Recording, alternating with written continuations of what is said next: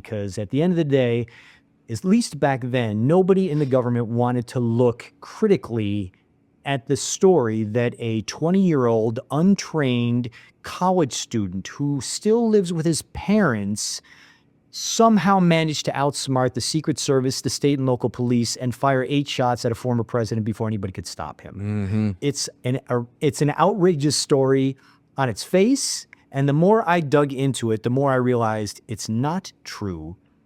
And I have actual empirical forensic evidence that proves that he had help.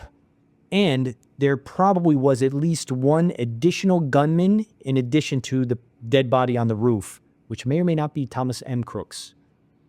May or may not be. I didn't know that. Thomas So it M. could or could not. So they basically just had a front fall man. I don't. I slay Lahuchi Wayamo. Again, I don't engage in speculation about who that person is.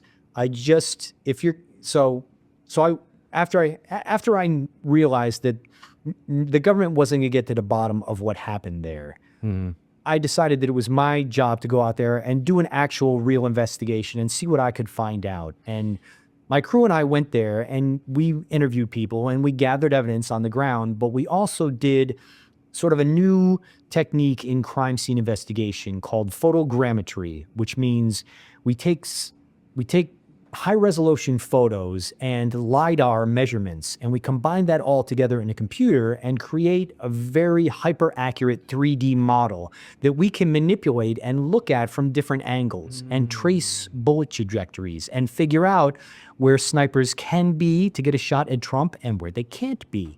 So in doing, and then once we did that, I handed that over to an expert, a known expert in crime scene reconstruction, and they analyzed it.